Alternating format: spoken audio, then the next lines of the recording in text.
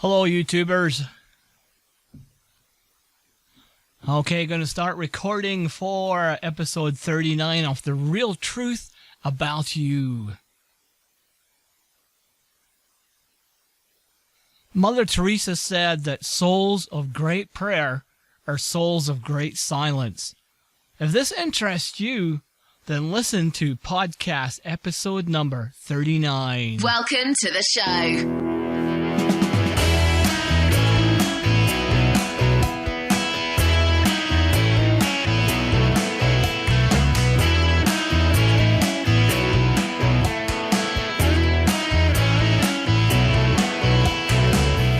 Welcome, my name is Will Sinclair, and you're listening to The Real Truth About You. And this is a show where we help you to become the best you that you can be by discovering the real depth of who you are and the real true and beautiful you.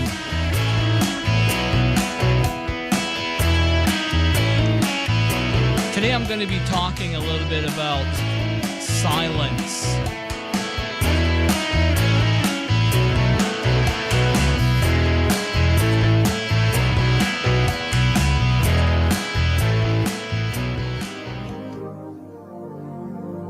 Well, it's true. My wife and I run a retreat house at a children's camp. It's not just for children. This retreat house is for adults, and it's quite a popular place. But it's called the Mother Teresa Center. And anyway, there's a big sign in there, a big poster, huge poster. And it's a picture of Mother Teresa and her famous saying that souls of great prayer are souls of great silence. And it's something I've come to really appreciate in my life, and I'm going to share that with you right away.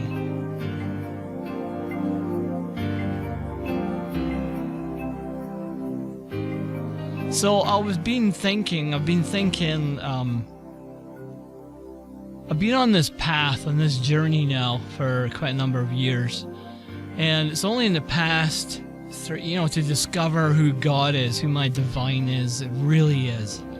Not just the divine of the Bible or the divine of the Quran or whatever, but to see who my God is, who God is.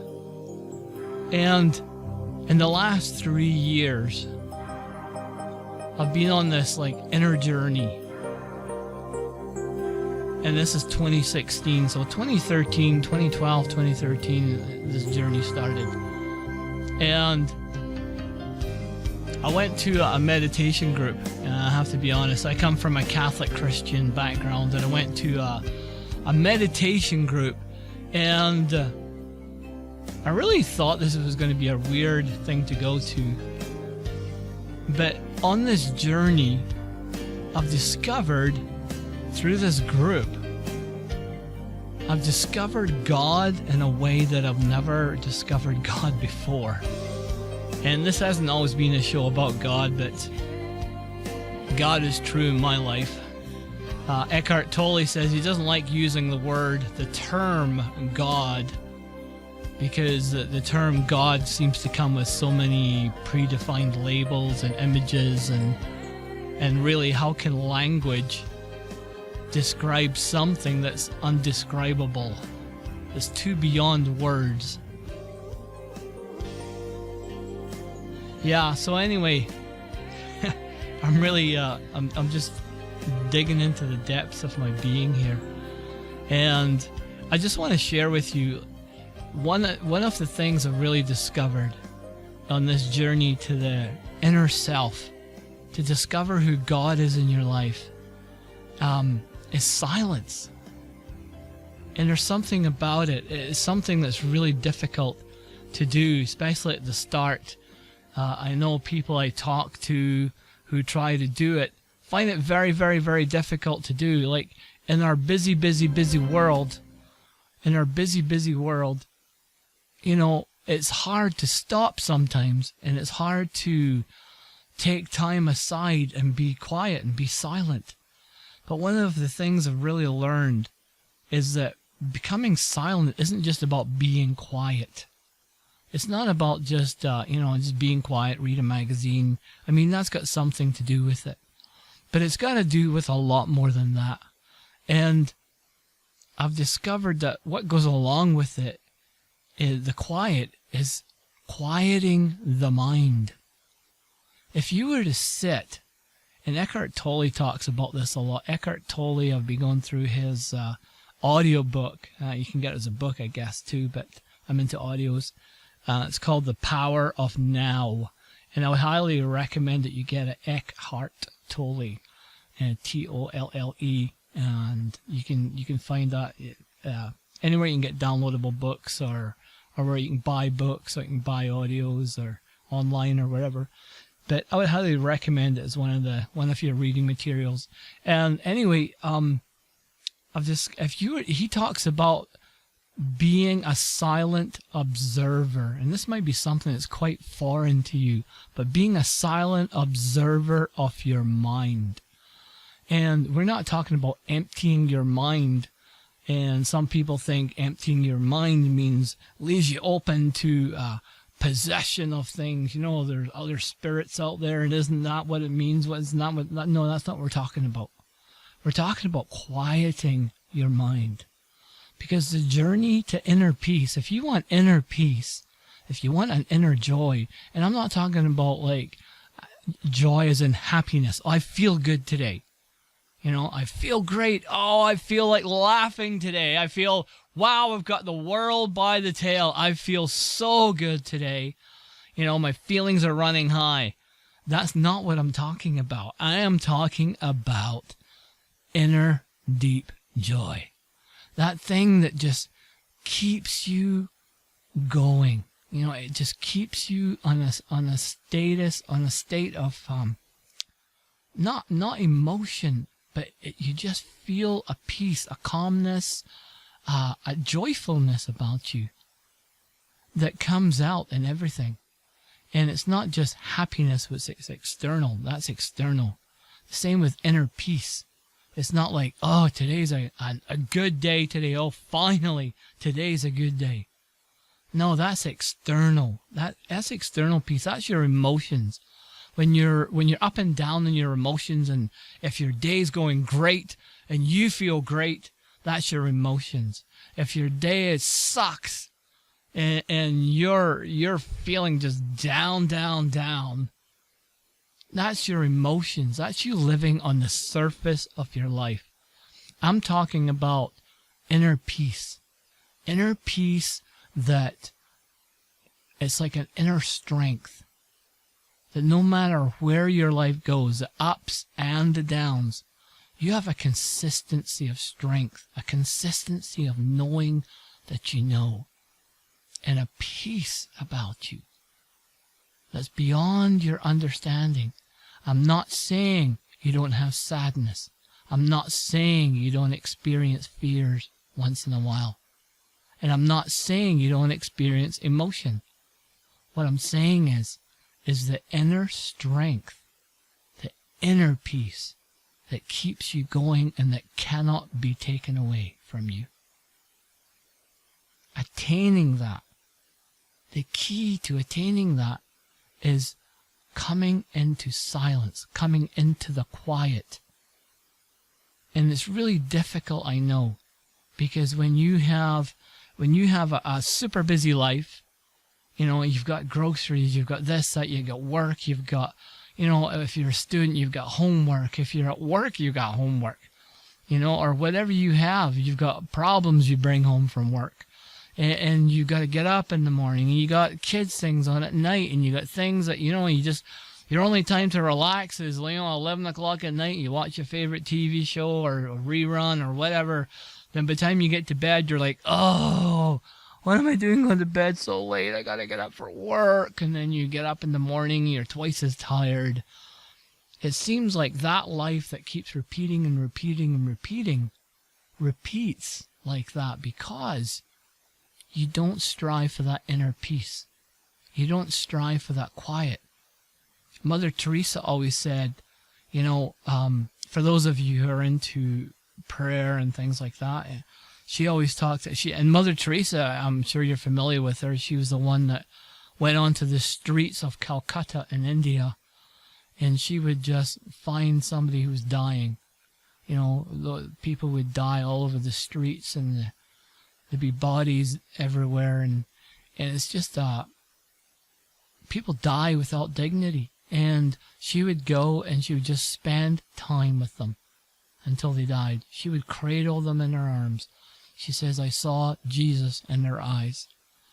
And she always said, and she started out as one person, and pretty soon, you know, somebody else wanted to come and do it with her. And then another person, then another person. And pretty soon she started an order called the Sisters of Charity. And, you know, they gave up they just gave up on a life of luxury, and they would throw out TVs, and they would be as the people they served. They would become as impoverished as the people they served. And they would spend time with these people that nobody else wanted to spend time with. They smelled these people, and they were just dirty, and nobody wanted to spend time with them. And they spent time with them because they spent time in quiet. They found something deeper than the surface of their life.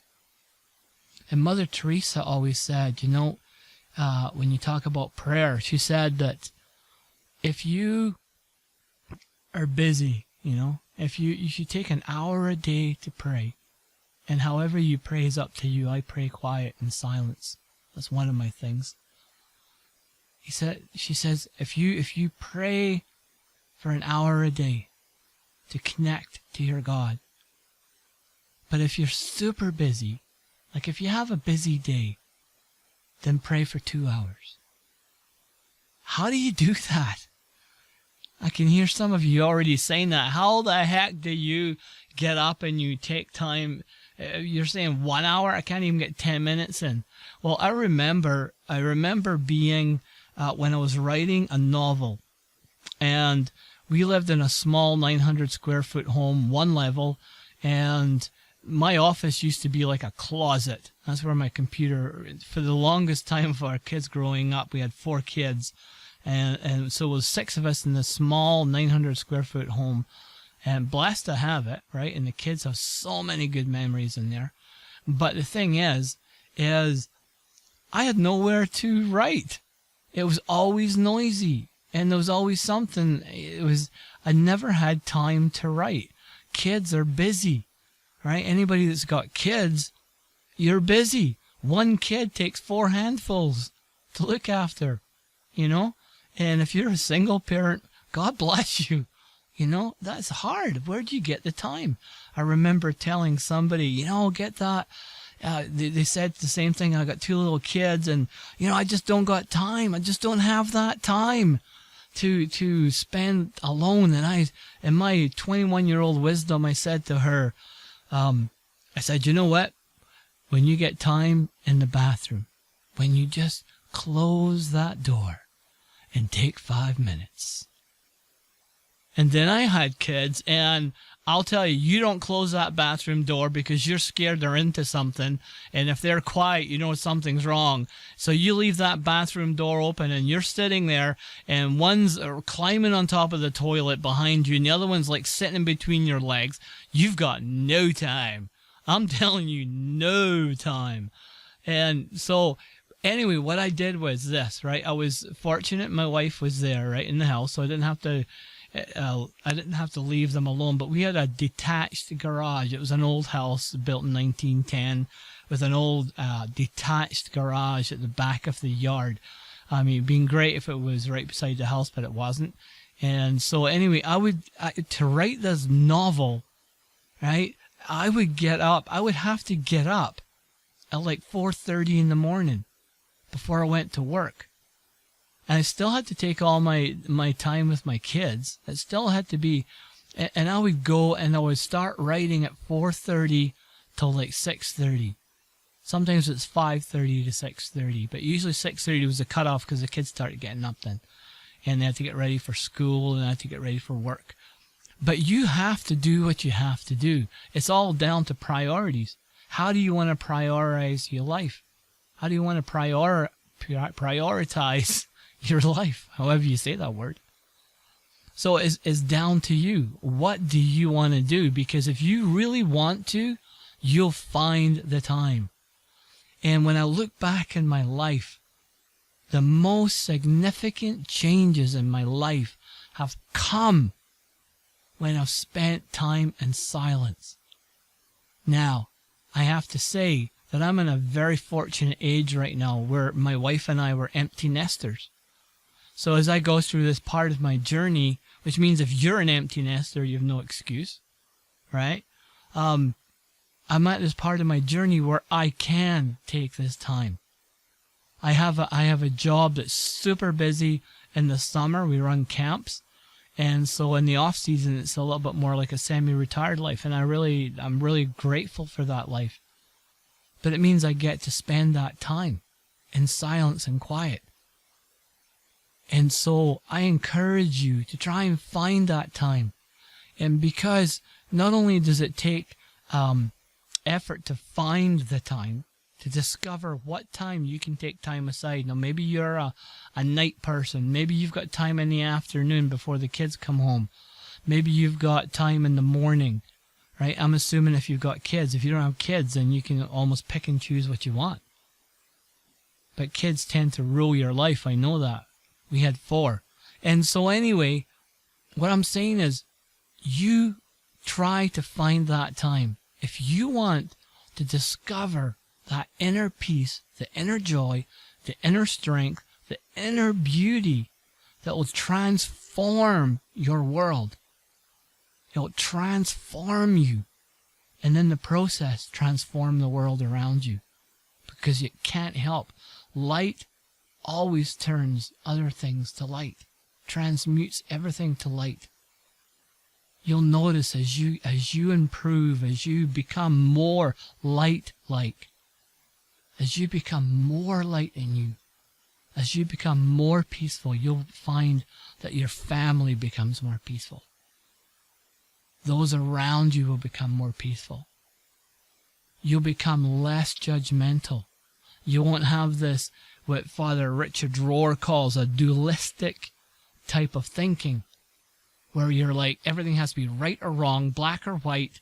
You know, it's very judgmental. You look at people and you make decisions right away about rights and wrongs and judgments and, oh, they're doing this bad or blah, blah, blah, blah, blah, right?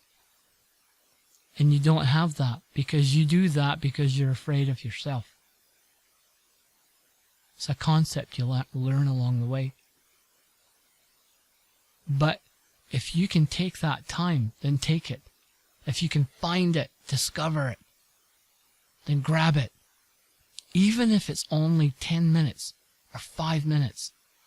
So discovering that time is the first challenge. The second challenge is to actually do it. If you're a person who's not used to spending time in the quiet, you will find it very, very difficult at the start. And it's a habit that you have to get into. It's a habit that, like any good habit, it becomes something that's ingrained and built into you. But it begins with effort, with trial. It's a lot easier for people who love silence, who love to be alone. It is. It's a lot easier. But my wife, Adrena, she's a social person. She's a social butterfly. I get my energy. I'm introvert, so I get my energy, which has nothing to do with like being out and about or whether you're in your room reading a book. That's not what introvert means, right? Introvert and extrovert means where do you get your energy from? Where do you regain your energy from? I regain my energy from being alone. I love it. I'll sit and read, or I'll sit and listen, or I'll just sit. I'm the happiest just being with me. I'm just so happy. I just regain that strength. Whereas my wife needs to be with other people. She needs interaction. Even if it's just with me. She needs interaction to regain that strength. But yet we have both been able to sit for long periods of time in silence. Because we've found the time, and then we've practiced and practiced and practiced.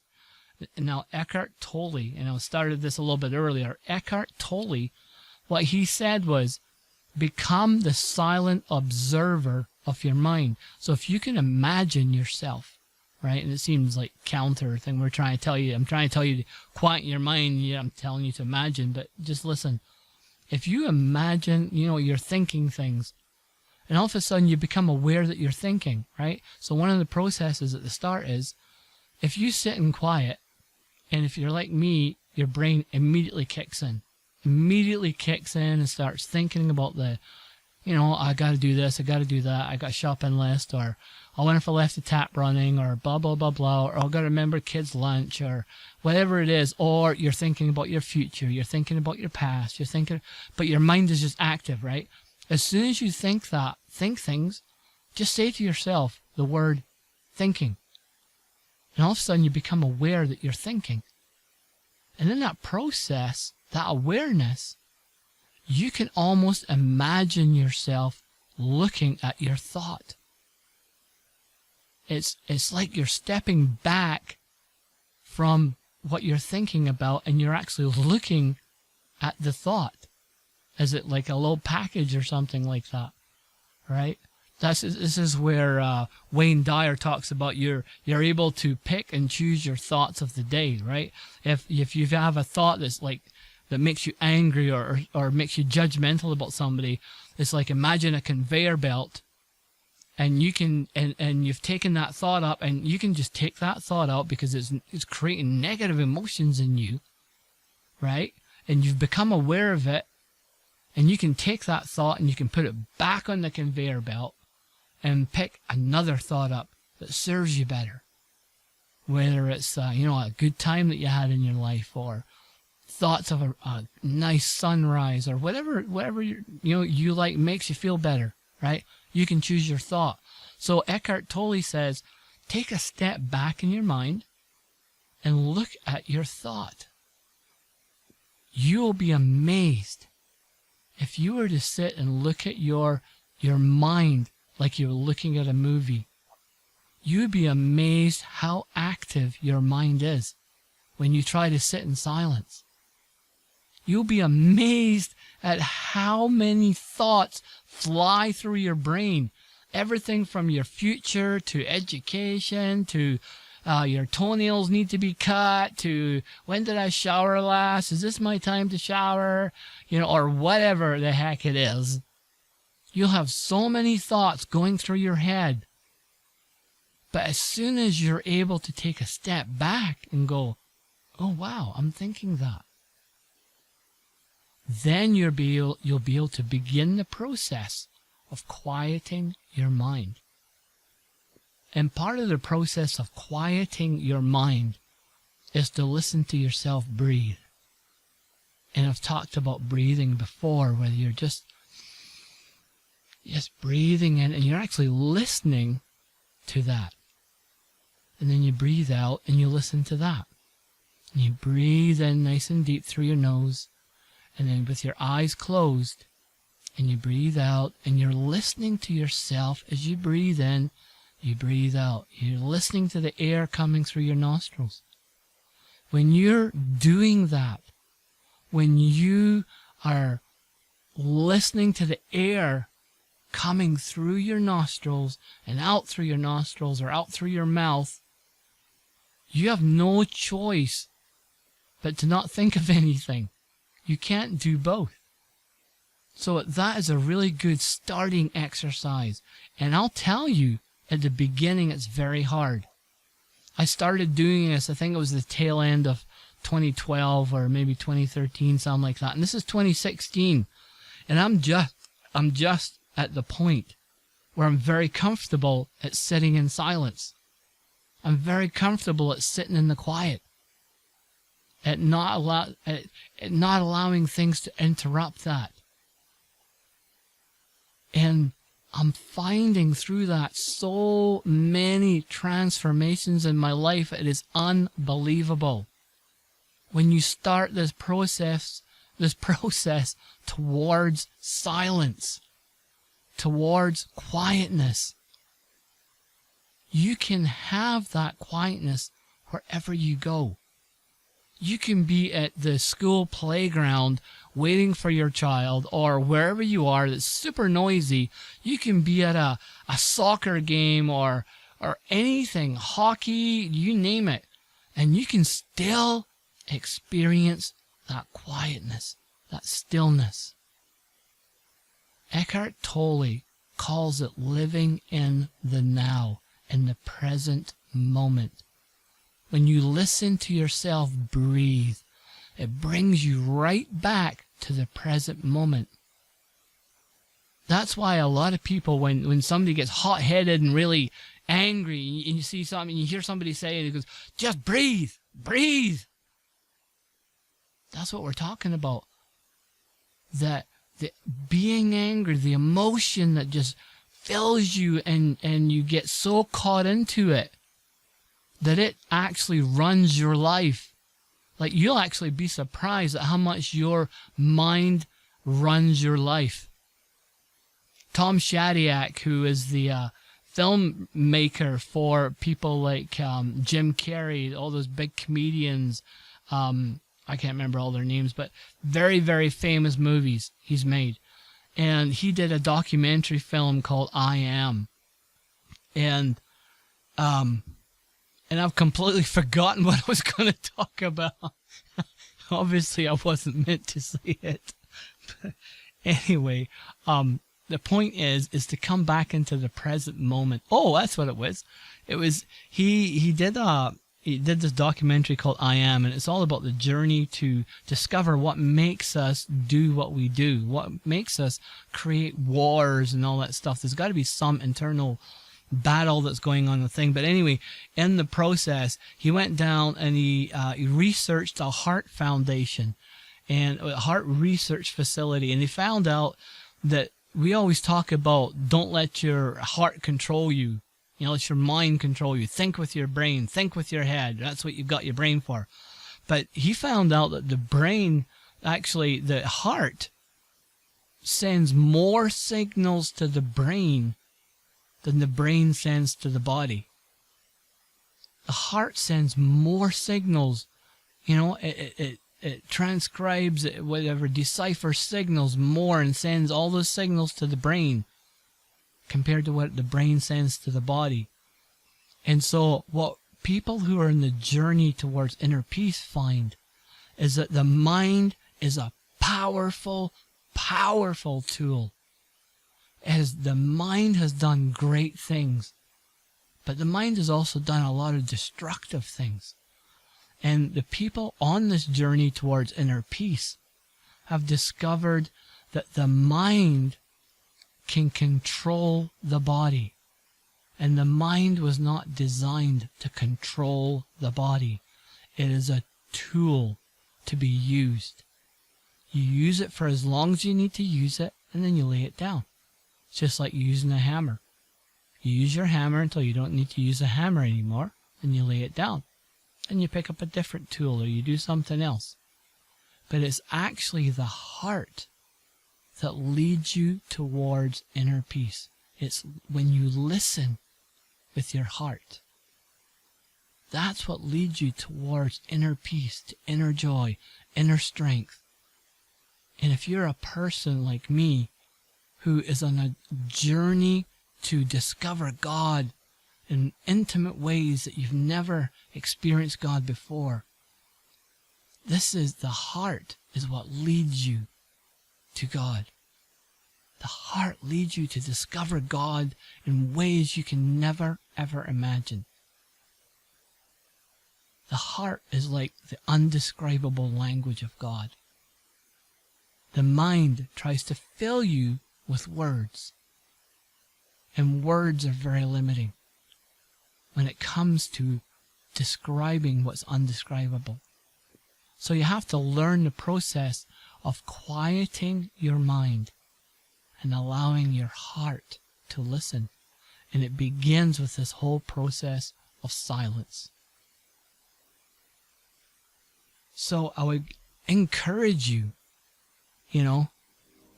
to really embark upon this journey, to take time to discover where you can take time, to discover how to sit in silence. If you start at 5 minutes at a time, even if you sit and time yourself, and the clock goes off at 5 minutes and you're done, you just sat there. And then do it again another day, the next day, or 2 minutes if that's all you can do, or 1 minute if that's all you can do. And over time, you'll discover that you get better and better and better at it. Okay? So, thank you so much for listening in today, and I do hope you take that time to be quiet, to be silent, to really live your life from the inside out, rather than live your life totally on the outside. Okay, so you guys